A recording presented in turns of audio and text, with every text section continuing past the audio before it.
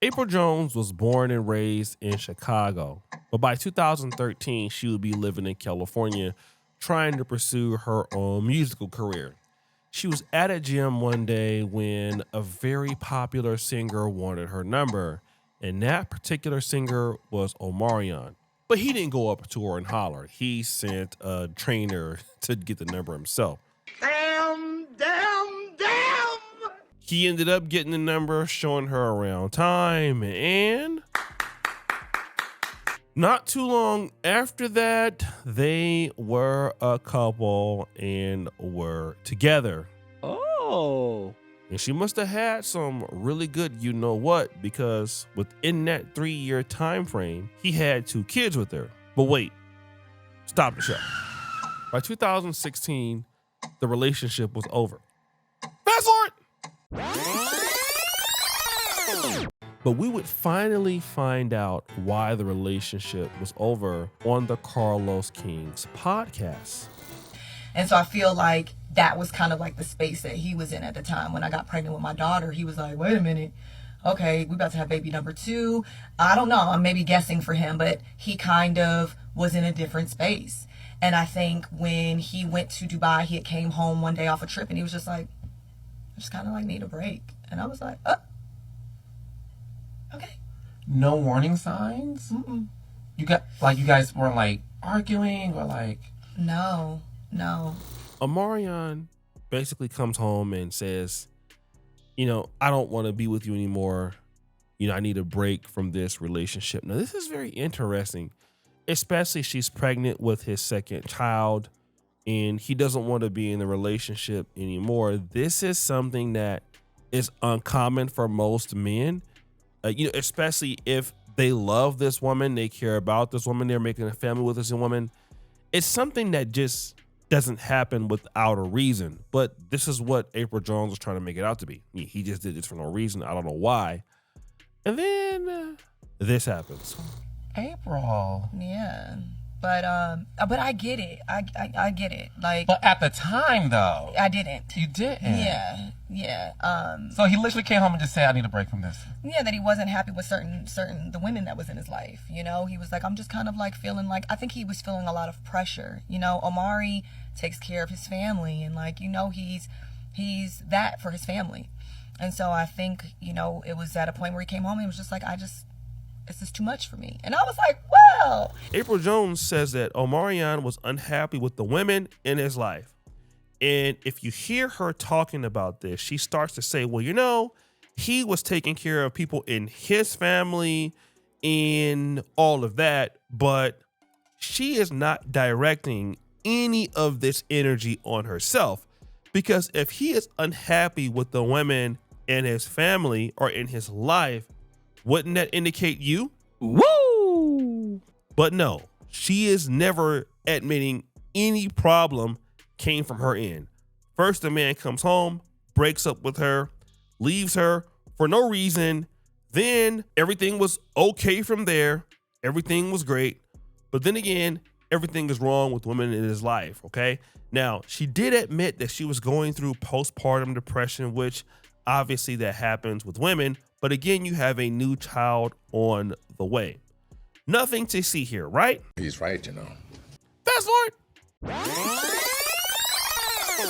By 2019, Apryl Jones would make one of the most biggest mistakes of her life. She would then get into a relationship with Omarion's bandmate in B2K, Little Fizz. And from 2019 to 2020, Little Fizz and Apryl Jones would become a couple. Now, Apryl Jones took a lot of heat from this. And what made it worse is while she was, sleeping with Little Fizz, Omarion would never respond to it. He would never talk bad about her or him. He would just continue, living his life. Now, obviously, he would punish Little Fizz by not allowing him to be on the B2K tours and things like that. Damn! But he would never pressure her or talk bad about her. And what happened is a lot of the fan base started turning on Apryl Jones. They started to make her pay they basically criticized her and ridiculed her for being basically a sleazebag. Like, how could you sleep with, Omarion's, at the time, one of the time's best friends, and have a relationship with him? And then, like, how could you ever sleep with your baby daddy's best friend or bandmate and then feel good about it?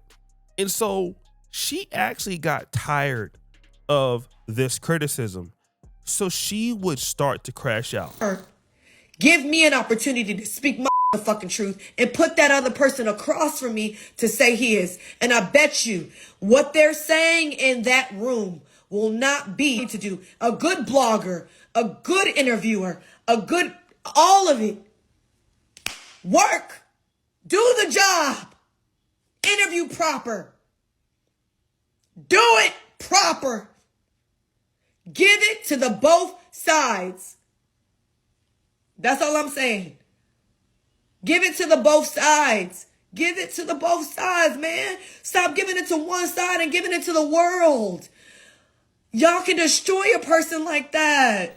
So she was basically crying, asking the whole world, the whole internet to, give her the opportunity to clear her name, which you're out here getting your cheeks clapped. So clear that. Woo! And then she started to even attack the audience. That is the craziest part about it. And this is the psychological fucking disturbance that I have with humans. You're not emotionally intelligent. I mean, the biggest part of this is the self-denial. So because you're getting your cheeks clapped by your baby daddy's best friend or bandmate, humans are stupid. I mean, not the person who is actually getting her cheeks clapped in a relationship with, the guy's best friend or bandmate since he's known since he was little. That's not a problem. But the humans who are responding to it is the problem. Boy, y'all sit your stupid ass down. Who the you think you is? And then she would do everything that she could to assassinate his character. Y'all got it confused. Y'all be sitting here looking at people like, well, this is his, and he's a great person. You don't know that person. You ain't fuck him. You ain't sleep. You ain't, stop. That shit's crazy to me. So basically, we don't know Omarion. You don't know if he's a good person. You don't know how that person is acting. But the reality is because he never responded to your foolishness, he just automatically seemed like a person that took the higher road while you were crashing out on the internet, being broke, being dusty, getting clapped by Lil Fizz. And then, of course, that broke up. And it just looks silly. And it made both of you look silly. Like, Lil Fizz looked like a dumbass. And then so did you. And again, taking the higher road always works, especially by not giving you the response that you wanted. Damn, damn, damn! Fast forward. What would end up happening is that Lil Fizz and Omarion would squash the beef, but it would happen publicly.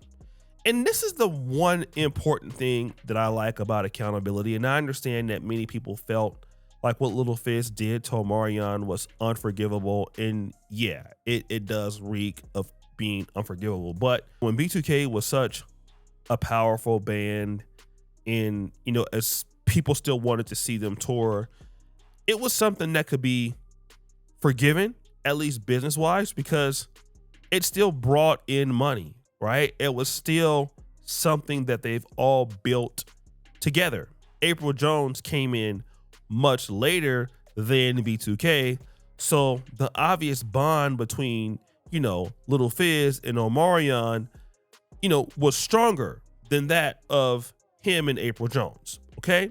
And I want you to understand what Lil Fizz did and how much of a man it takes to come out publicly and admit this. I did some stuff my brother. Some snake shit. And I'm not proud of it, man. So I want to sit here humbly and sincerely apologize to you for any turmoil or dysfunction I caused between you and your family, though. That is Lil Fizz doing something that most people wouldn't do. owning up to a mistake in front of the entire world, okay? Saying, listen, I've wronged you and I've hurt your feelings, okay? On this Carlos King podcast, Apryl Jones would do something similar, or at least she would have tried to do something similar. And I want you to see the difference.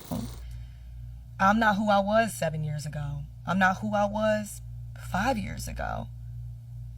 Sorry, if that's what you need to hear. Sorry to anyone that feels like they were betrayed or they were hurt. We do that when we are not in good spaces and places in our life. We do that. So I'll say I'm sorry to anyone who has felt like at these times in my life when I didn't know how to coast through, when I didn't know what I was dealing with, when I didn't have the answers to it, that maybe a hurt person could have hurt people. Now, look at how she's acting in comparison to Little Fizz. Little Fizz is addressing the situation in a very straightforward fashion. Listen, I made a mistake. I was wrong. It doesn't matter how I was feeling in my life at the time. I was incorrect for what I did. But Apryl Jones has all of these excuses. Well, I'm not the same person I was then, and anybody that I hurt, well, sorry, well, because I was at that point in my time in my life when everything was going whatever it was, and so, that's up to you. Do you hear that attitude? Do you hear that particular tonality? This is the real issue with Apryl Jones. There is no level of accountability, and it goes back to why they broke up in the first place. He left you because there were things he wanted you to do as a woman that you were not mature enough to do. And so when he decided to leave you alone, well, then you had to make a straw man argument and say, well, nothing was wrong. Everything was going great. And all the problems that he had were the women in his life. But you're probably the most important woman in his life at the time because you're carrying his children.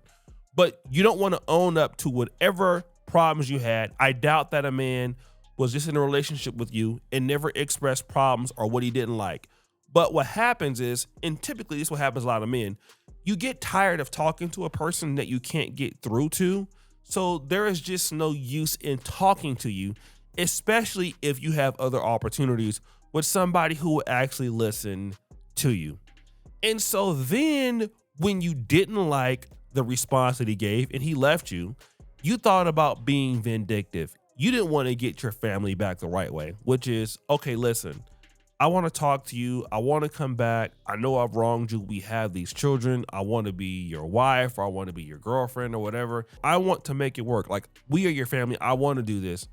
No, you didn't try to do that. You wanted to get even with the guy by sleeping with his friend. And now he should never trust Little Fizz ever again. But both of you did it because you wanted to hurt him. And then that backfired. And now you're talking about it on Carlos King. And you still don't want to take any accountability for your own actions. And then it just shows that you've never grown from Apryl Jones in 2016 to 2025, although you felt like you've grown. And this is something that I've noticed with a lot of people who feel that just because they're older, they have grown. And in some ways you may have grown.